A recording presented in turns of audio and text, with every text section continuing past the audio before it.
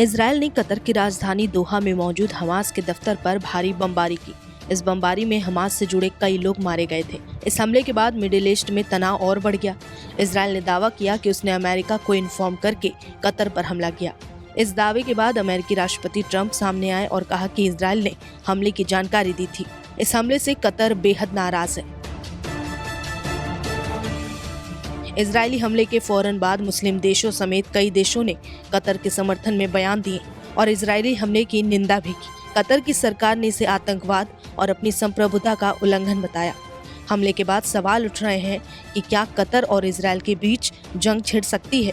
इसी बीच पीएम नरेंद्र मोदी ने कतर के अमीर से फोन पर बातचीत की और दोहा में हुए इजरायली हमले पर गहरी चिंता व्यक्त की है। पीएम मोदी ने एक्स पर यह जानकारी दी। पीएम मोदी ने ट्वीट कर लिखा, कतर के अमीर शेख तमीम बिन अहमद अल थानी से बात की और दोहा में हुए हमलों पर गहरी चिंता व्यक्त की। भारत कतर के भाईचारे वाले राज्य की संप्रभुता के उल्लंघन की निंदा करता है।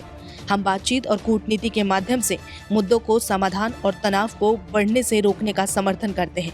भारत क्षेत्र में शांति और स्थिरता के लिए और सभी रूपों और अभिव्यक्तियों में आतंकवाद के विरुद्ध दृढ़ता से खड़ा है।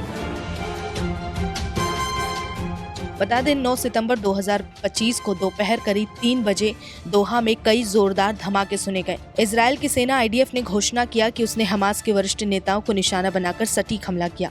यह हमला दोहा के वेस्ट बे लैगून और कटारा इलाके में हुआ, जहां विदेशी दूतावास, स्कूल और रिहायशी इमारतें हैं। हमास का राजनीतिक कार्यालय भी यहीं था, जहां उनके नेता गाजा में युद्ध विराम की बातचीत के लिए बैठक कर रहे थे। हमले में 15 फाइटर जेट्स और 10 से ज्यादा म्यूनिशंस का इस्तेमाल हुआ है। इजरायल ने दावा किया कि उसने हमास के मुख्य वार्ताकार खलील अल हया और अन्य नेताओं को निशाना बनाया, जो 7 अक्टूबर 2023 के हमले के लिए जिम्मेदार थे। हमास ने कहा कि उसके 5 छोटे स्तर के सदस्य मारे गए, लेकिन खलील अल हया और खालिद मशाल जैसे बड़े नेता बच गए। हमले में खलील अल हया का बेटा हुमाम और उनका एक सहायक मारा गया।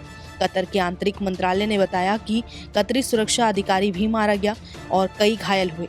कतर के प्रधानमंत्री शेख मोहम्मद बिन अब्दुल रहमान अल थानी ने कहा कि इजरायल ने ऐसे हथियारों का इस्तेमाल किया जिन्हें हमारे रडार पकड़ नहीं सके।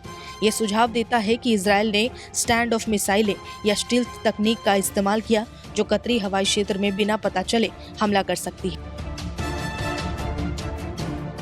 इस पर इजरायल के पक्ष की बात करें तो इजरायल के प्रधानमंत्री नेतन्याहू ने हमले की जिम्मेदारी ली और इसे पूरी तरह स्वतंत्र ऑपरेशन बताया।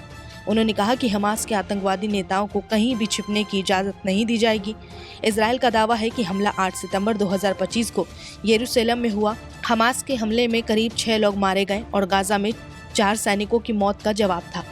इजरायल ने कहा कि उसने सटीक म्यूनिशंस का इस्तेमाल किया ताकि आम लोगों को नुकसान न हो। हमले में हमास के बड़े नेता नहीं मारे गए, जिससे कुछ इजरायली सैन्य अधिकारी में निराशा है। पूर्व प्रधानमंत्री नफ्ताली बेनेट ने इसे आत्मरक्षा बताया, लेकिन विपक्षी नेता याइर लापिद ने इसे समर्थन दिया। इजरायल का कहना है कि हमला गाजा युद्ध को खत्म करने की दिशा में एक कदम हो सकता है, लेकिन स्पष्ट नहीं है कि हमास के वार्ताकारों को निशाना बनाने से ये कैसे होगा।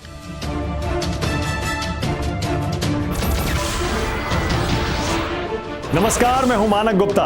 अगर आपको हमारा ये वीडियो पसंद आया हो तो इसे लाइक और शेयर जरूर करें, और हाँ, हमें सब्सक्राइब और फॉलो करना ना भूलें ताकि आप देश और दुनिया की कोई खबर मिस ना करें। तो जुड़े रहिए हमारे साथ और देखते रहिए न्यूज़ 24।